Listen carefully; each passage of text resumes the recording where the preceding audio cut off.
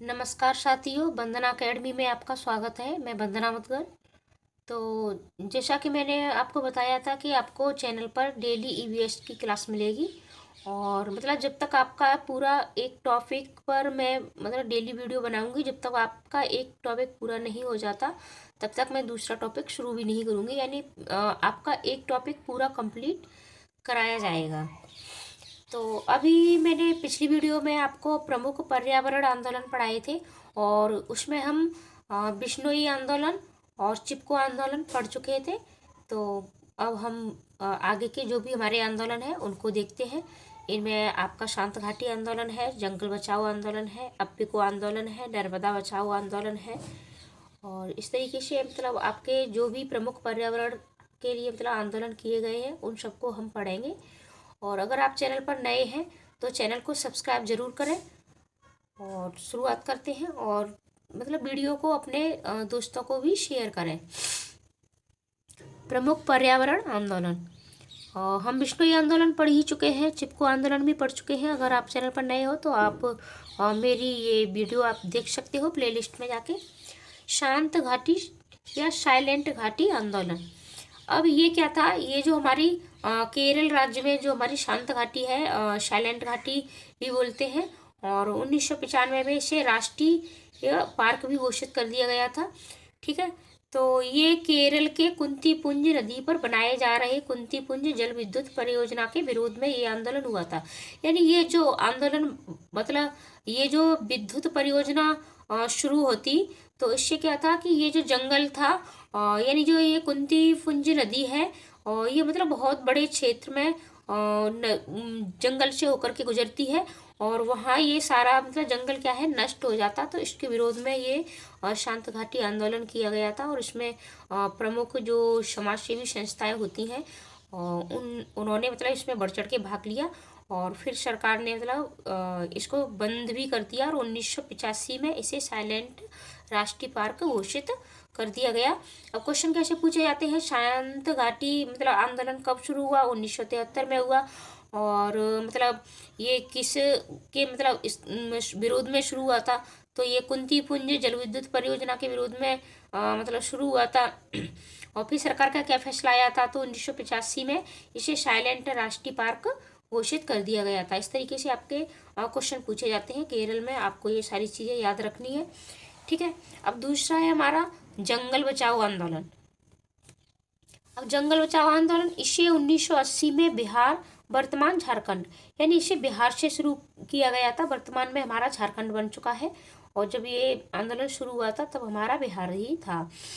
ठीक है। इससे प्रारंभ किया गया। सरकार द्वारा प्राकृतिक साल के वृक्षों को काटकर कीमती सागौन के वृक्ष लगाए जाने के विरोध में ये आंदोलन शुरू हुआ था। यानी ये जो आंदोलन था, तो सरकार ने एक निर्णय लिया था कि जो प्राकृतिक साल के जो वृक्ष हैं, और उनको काट करके वहाँ सागौन के वृक्ष लगाए जाएं, जिससे सरकार को फायदा भी होगा, और आमदनी बढ़ेगी और प्रॉफिट होगा। लेकिन वहाँ की जो जनजातियाँ थी, उन्होंने इसका विरोध किया। उन्होंने कहा कि ये जो सागौन के वृक्ष लगाए जाएंगे, ये पर्यावरण के लिए बहुत ज़्यादा हानिकारक है, और जो साल के वृक्ष हैं वो पर्यावरण के लिए बहुत ज़्यादा फायदेमंद है। इसका इन्होंने विरोध किया, तो फिर सरकार को अपना फैसला बदलना भी पड़ा। और फिर है आपका अप्पिको आंदोलन। आप मेरे ये जो नोट्स हैं, इनसे खुद के नोट्स भी बना सकते हो, और आप इनको अगर 2 बार भी पढ़ते हो ना, तब भी आपको ये याद हो जाएंगे, और इनको आपको रटने की ज़रूरत नहीं पड़ेगी। तो इसलिए मैं अपने नोट्स से ही आपको अभी ये क्लास दे रही हूँ। अप्पिको आंदोलन, यह आंदोलन 1983 में कर्नाटक के उत्तर कन्नड़ क्षेत्र से प्रारंभ हुआ। ये चिपको आंदोलन से प्रेरित था। यानी ये जो अप्पिको आंदोलन था, ये क्या था, ये चिपको आंदोलन से प्रेरित था, और इसके प्रणेता श्री पांडुरंग हेगड़े थे।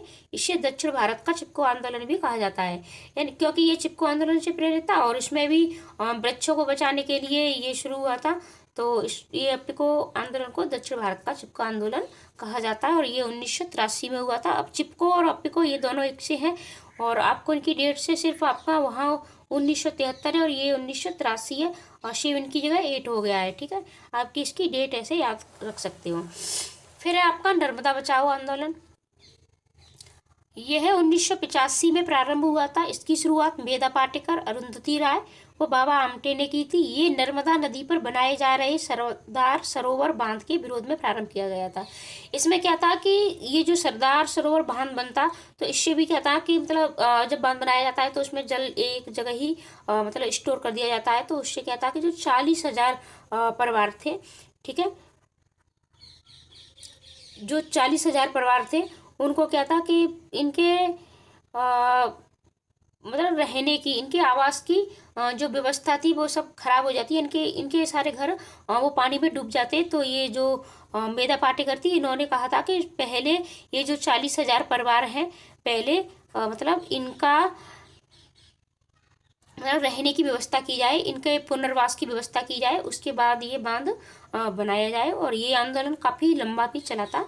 और ठीक है, फिर है हमारा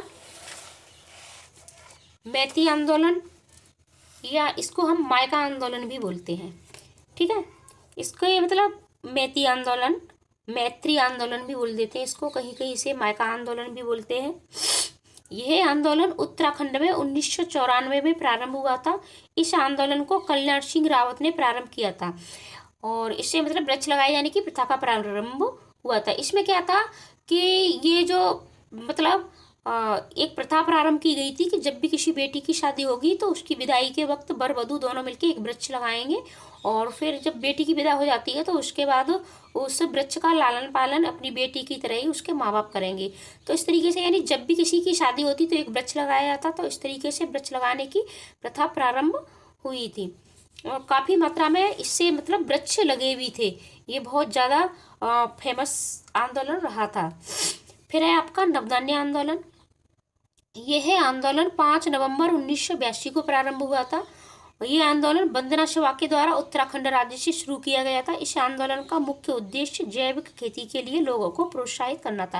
यानी इसमें क्या था, जैव विविधता की रक्षा करना। इसका मुख्य उद्देश्य था जैविक खेती को बढ़ावा देना, क्योंकि जो जैविक खेती से क्या है ना कि जैव विविधता की रक्षा होती है। और जो हमारे अजैविक खेती मतलब होती है अजैविक, जिसमें हम बहुत सारे उर्वरकों का यूज करते हैं, तो उससे क्या है कि पृथ्वी की उर्वरा शक्ति नष्ट हो जाती है और पर्यावरण प्रदूषण भी होता है।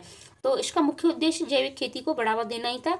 तो ये रहे आज के आपके ये कुछ आंदोलन प्रमुख जो मैंने आपको बताए। अगर वीडियो आपको अच्छी लगती है तो अपने दोस्तों को भी शेयर करें, और चैनल पर नए हैं तो चैनल को सब्सक्राइब भी ज़रूर कर लें, और कमेंट करके ज़रूर बताएं कि वीडियो आपको कैसी लगी और मैं मतलब किस टॉपिक पर आपको वीडियो बना के दूँ। तो थैंक यू पूरी वीडियो देखने के लिए।